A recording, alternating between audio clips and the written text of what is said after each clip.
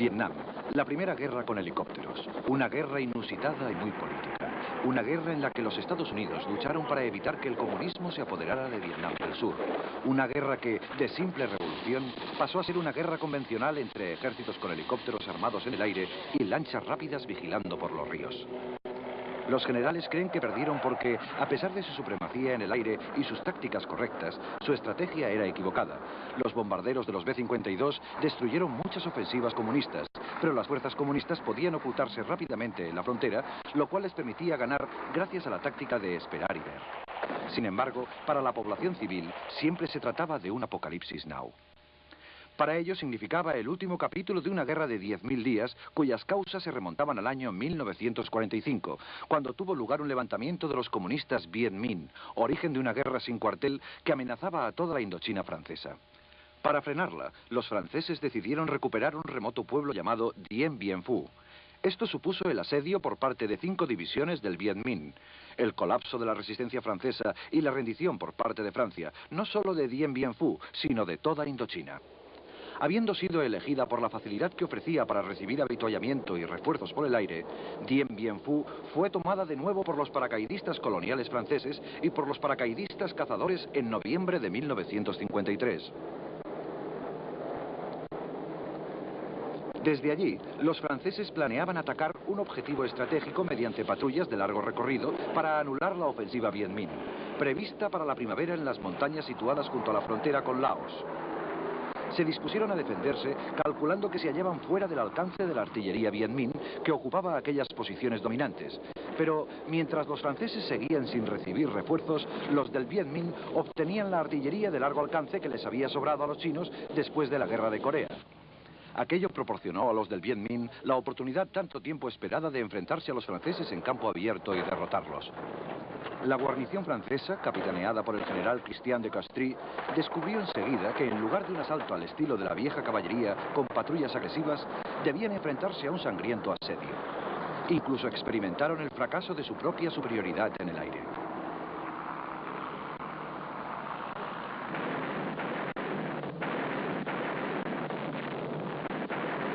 Desde las colinas, la artillería Viet Minh, reforzada por los cañones chinos de 105 milímetros, deshizo los focos de resistencia franceses, mientras la infantería excavaba trincheras cada vez más cerca, antes de iniciar el asalto en masivas oleadas humanas que pusieron fin a la batalla. El uso de las tácticas de asedio de la Primera Guerra Mundial evitó que se produjeran pérdidas innecesarias en una lucha en campo abierto. Los franceses se rindieron no solo entregando sus defensas fortificadas, sino todo su imperio de Indochina. El armisticio firmado en Ginebra dividió el país. Al sur, una frágil democracia gobernada por el emperador Bao Dai.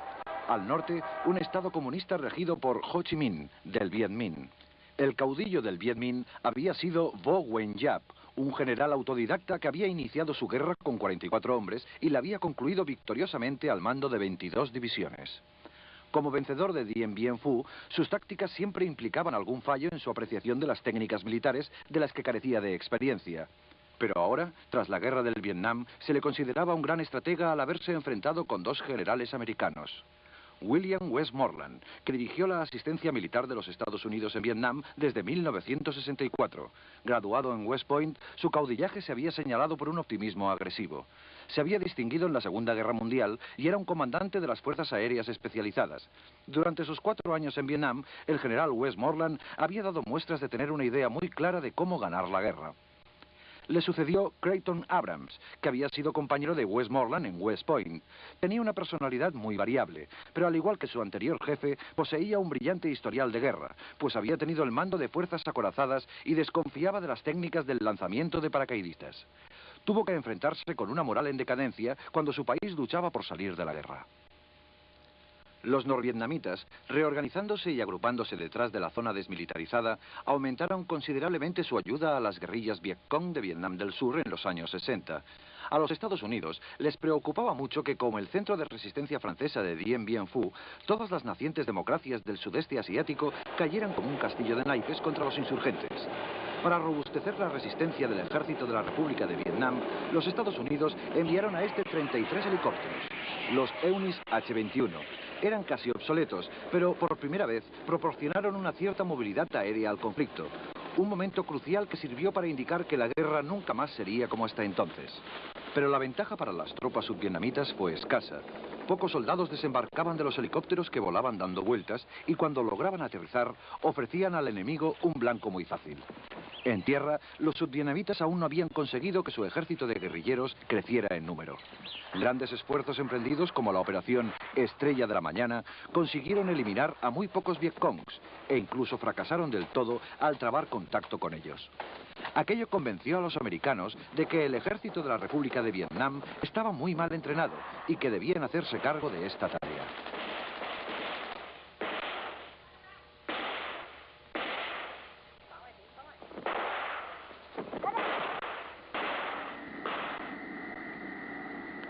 Con el envío de los helicópteros, los Estados Unidos iniciaron la operación Range Heart, que consistía en esparcir el herbicida y defoliador Alger Orange sobre la jungla, para dejar al descubierto los escondites de las guerrillas. A esta campaña la denominaron una moderna técnica de arrollamiento del terreno, y en los 9 años siguientes, los aviones Providence C-123 dejaron caer más de 70 millones de litros de dicho herbicida. Los efectos en el suelo eran devastadores, pero ante la gran habilidad de los guerrilleros para esconderse, no tenían importancia. El traslado forzoso de los habitantes de los pueblos, abandonando las zonas densamente infiltradas de enemigos, era una tercera arma de la política norteamericana. La llamaron pacificación. Empezó con la operación Salida del Sol.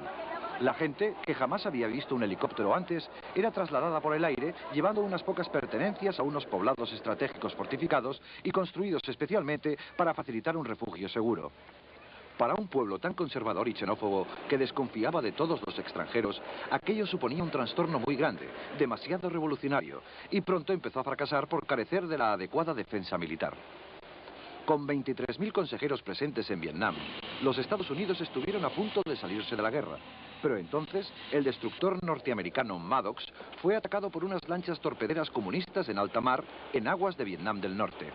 No hubo daños, pero una lancha torpedera fue hundida por el fuego del Maddox.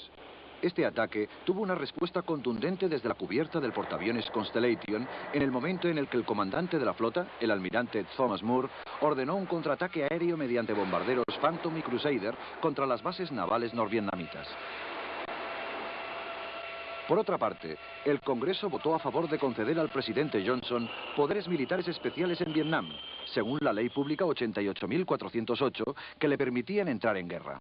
A continuación, el general Giap dio la orden de que unidades regulares norvietnamitas avanzaran a través de la zona desmilitarizada. Se trataba de una invasión.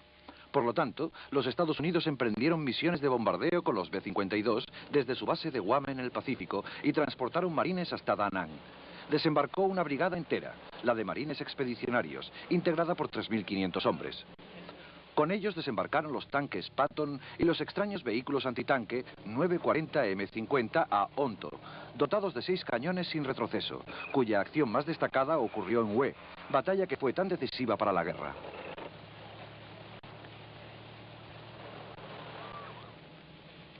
Se necesitaron 4 días para completar el desembarco. Mientras tanto, la artillería ligera se encaminaba hacia la segunda ciudad de Vietnam del Sur, Da Nang. En esta etapa del conflicto, la estrategia de los Estados Unidos consistía en crear un enclave seguro para proteger al ejército de la República de Vietnam frente a los ataques de los insurgentes. La guerra se desarrolló como una secuela de la Guerra de Indochina, librada entre Francia y el grupo comunista Viet Minh, fundado y dirigido por el líder revolucionario Ho Chi Minh, tras emerger como el más poderoso de los grupos nacionalistas que combatieron a los ocupantes japoneses de la Indochina francesa durante la Segunda Guerra Mundial. El Viet Minh estaba determinado a oponerse al restablecimiento del dominio colonial francés y llevar a cabo reformas sociales y políticas. Tras la rendición de Japón en 1945, la guerrilla del Viet Minh ocupó Hanoi, capital del país, y forzó la admisión del emperador Bao Dai. El 2 de septiembre, la guerrilla proclamó la independencia de la República Democrática de Vietnam, Vietnam del Norte. Bajo la presidencia de Ho Chi Minh, Francia reconoció oficialmente al nuevo Estado, pero la imposibilidad de lograr acuerdos políticos y económicos satisfactorios entre Vietnam y Francia condujo al enfrentamiento armado que se inició en diciembre de 1946 con el respaldo de Francia. Bao Dai instauró el Reino de Vietnam el 1 de julio de 1949 y fijó la nueva capital de Saigón. Estados Unidos reconoció oficialmente al régimen de Saigón en 1950 y el presidente Harry Truman envió un grupo de asesores militares para entrenar a los supervietnamitas en el manejo del armamento estadounidense. Entretanto, Francia y Vietnam iniciaron el conflicto, cuya batalla decisiva tuvo lugar en la primavera de 1954, cuando Vietnam ocupó la base francesa de Bien Phu en el norte de Vietnam el 8 de mayo, tras 55 días de asedio. Ese mismo día, los delegados de Vietnam del Norte y del Sur se reunieron en Ginebra con los de Francia, Gran Bretaña, la URSS, Estados Unidos, China, Laos y Camboya para discutir el futuro de la Indochina. Según los acuerdos de la Conferencia de Ginebra, Francia y Vietnam del Norte firmaron una tregua. Se acordó la división temporal del país, tomando el paralelo 17 como línea de separación. Vietnam del Norte quedó bajo el régimen comunista y Vietnam del Sur en manos del gobierno de Saigón. También se estipuló en 1956 la celebración de elecciones para la reunificación del país. Ni Estados Unidos ni Vietnam del Sur aceptaron los acuerdos de Ginebra. Una vez que Francia hubo retirado de Vietnam, Estados Unidos se decidió a ayudar militarmente al régimen de Saigón y llevó a cabo actividades encubiertas contra el gobierno de Hanoi. El 24 de octubre de 1954, el presidente estadounidense ofreció ayudar económicamente directa a Vietnam del Sur, y el siguiente mes de febrero se enviaron asesores militares para entrenar a tropas supervietnamitas. El apoyo estadounidense al gobierno de Saigón continuó incluso después de que Bao Dai fuera depuesto tras la celebración de un referéndum el día 23 de octubre de 1955 y se proclamara la República de Vietnam.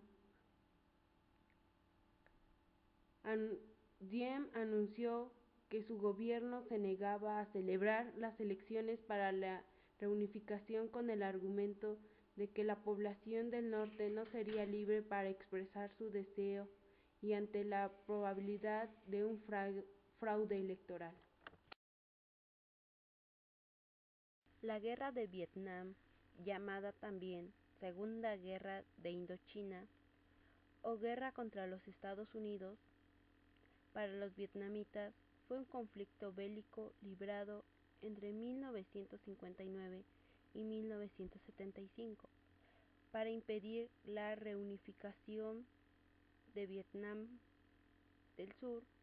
Un gobierno comunista participó la República de Vietnam con el apoyo de Estados Unidos y otras naciones contra la guerrilla local del Frente de Liberación de Vietnam.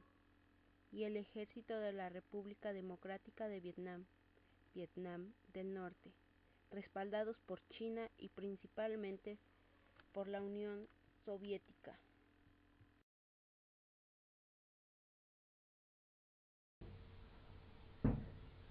La postura adoptada de Diem obtuvo el respaldo de Estados Unidos.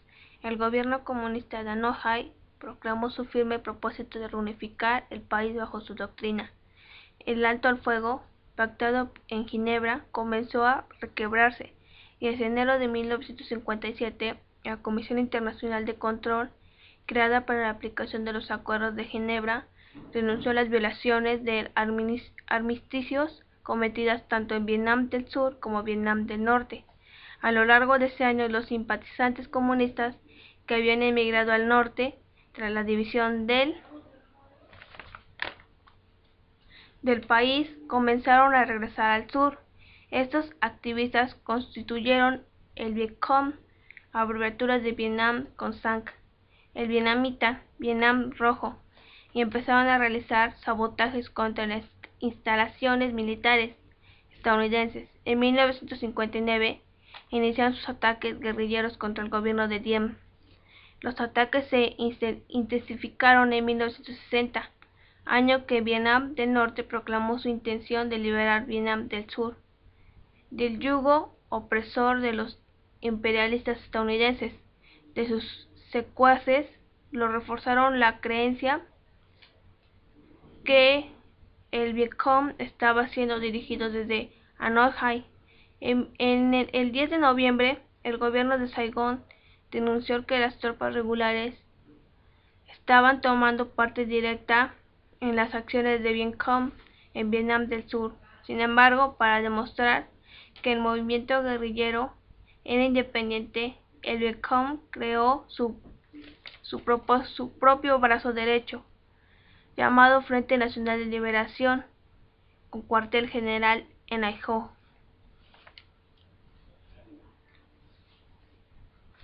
En febrero de 1965, aviones estadounidenses iniciaron sus bombardeos regulares sobre Vietnam del Norte.